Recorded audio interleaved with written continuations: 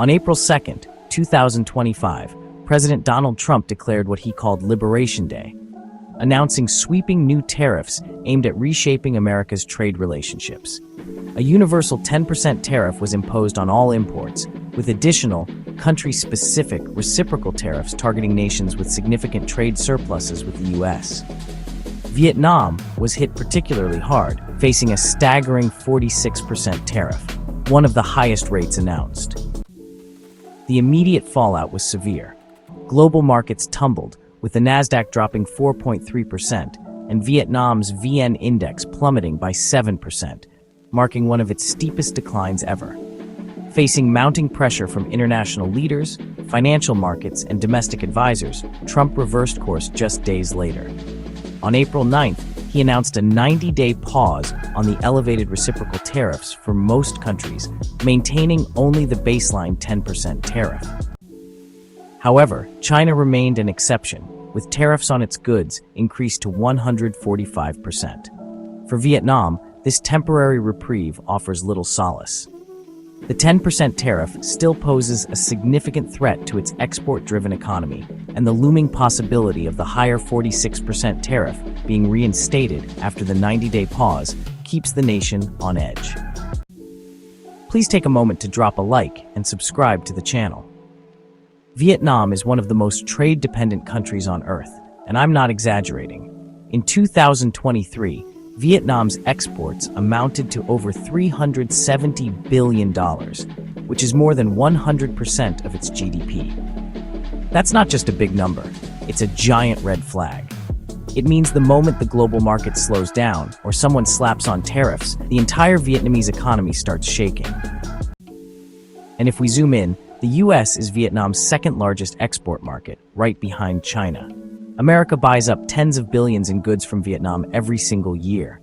We're talking smartphones, semiconductors, shoes, furniture, clothing, and electronics, all flowing straight into US ports. Now throw in Trump's new tariffs. Boom, that lifeline gets taxed. American retailers have to pay more, which means they buy less. Vietnamese companies take the hit, workers get laid off, factories pause production, and foreign investors start getting nervous. That's not just bad, that's economic whiplash for a country that relies so heavily on smooth, uninterrupted exports. And remember, Vietnam's domestic consumption can't save it. It doesn't have a big middle class like China or India to fall back on. It has to sell to foreign markets, and when one of its biggest buyers starts raising barriers, there's no plan B. Here's where it gets ironic. The first time Trump launched his trade war against China back in 2018, Vietnam was one of the biggest winners. American and global companies freaked out about tariffs on Chinese goods, so they looked for the next best thing, and Vietnam was right there, offering cheap labor, political stability, and decent infrastructure. As a result, Vietnam suddenly became the darling of global manufacturing. Companies like Samsung, Nike, and Apple suppliers started moving operations to Hanoi and Ho Chi Minh City. Foreign direct investment shot up. Vietnam's exports exploded. The country was literally being called the new China. But that golden window may have just slammed shut. Trump's new tariffs in 2025 are aimed not just at China, but at countries that benefited from dodging the last round. That includes Vietnam. So now, the very strategy that helped Vietnam rise, positioning itself as a cheaper, tariff-free alternative, has turned into a liability. If the US starts seeing Vietnam as just another loophole in the China supply chain, it'll get treated the same way, with suspicion, scrutiny, and tariffs. And Vietnam, it doesn't have China's scale, clout, or ability to fight back. So what used to be an advantage is now a target. Vietnam rode the last wave of tariffs to prosperity, but this time, it might get crushed underneath it. Let's get real about how Vietnam's manufacturing works. It's not like Vietnam is designing iPhones or creating high-tech breakthroughs. Most of its economy is built around assembly. Raw materials and components come from places like China. They get assembled in Vietnam, then shipped to the US. So what happens when tariffs hit both ends? The parts Vietnam imports and the products it exports. The margins vanish. And since most of these operations run on razor-thin profits, even a small tariff spike can force factories to shut down. It's a house of cards. This might be the most important part of the story. Vietnam is not just coasting along. It's at a make-or-break moment, a point in its economic journey where it either levels up or stalls out completely. Right now, Vietnam is trying to go beyond just being an assembly hub.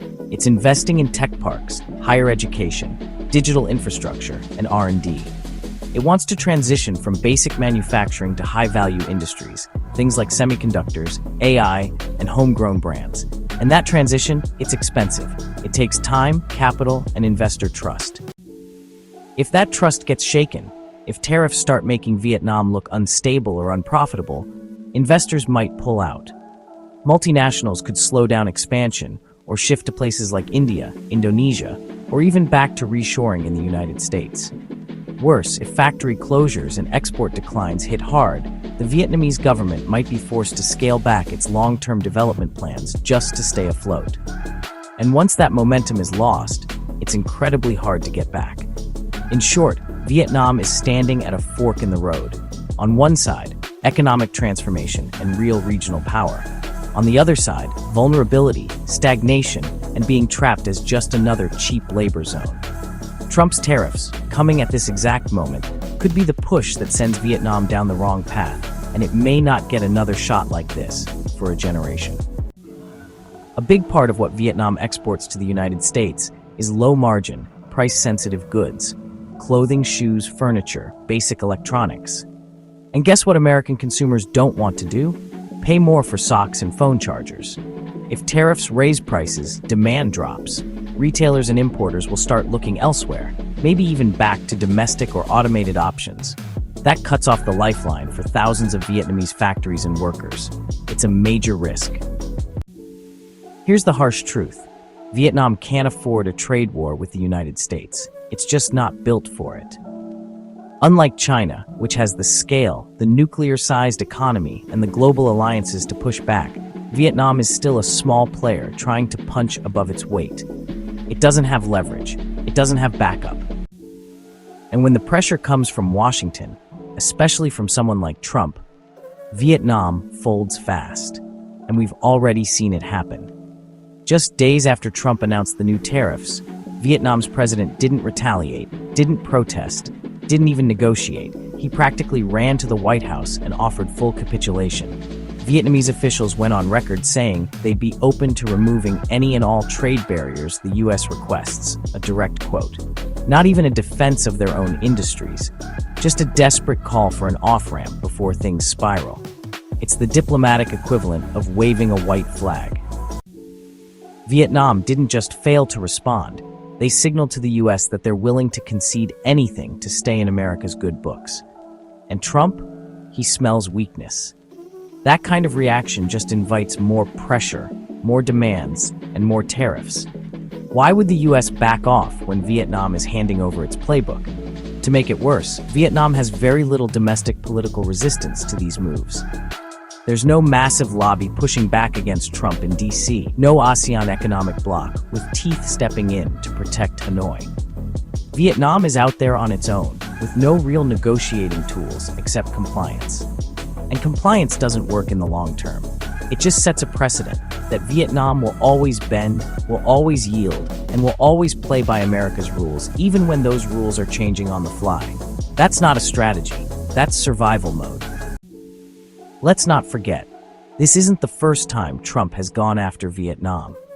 Back in 2019, he labeled the country a currency manipulator, accusing it of keeping its dong artificially low to boost exports.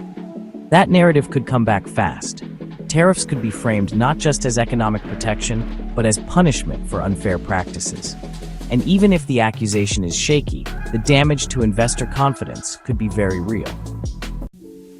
Unlike China, which has a massive logistics network and deep industrial capacity, Vietnam is still developing. It can't just absorb sudden shifts in supply chains or demand. If things get rough, if orders drop or costs rise, factories close, workers get laid off, and foreign investors start second-guessing. Vietnam has made incredible progress, but it's still vulnerable to shocks. And Trump's new tariffs? They're exactly that, a shock Vietnam isn't ready for. So while the headlines scream about China, keep your eyes on Vietnam. The country that once looked like the next great economic miracle is now facing a serious test. Trump's tariffs don't just hurt trade, they threaten to derail Vietnam's entire growth story. And the scary part? Vietnam can't really fight back. It's caught in a geopolitical game where it doesn't get to set the rules. The world should pay attention, because if Vietnam stumbles now, the ripple effects across Southeast Asia could be massive. If you enjoyed the video, please drop a like and subscribe for more content.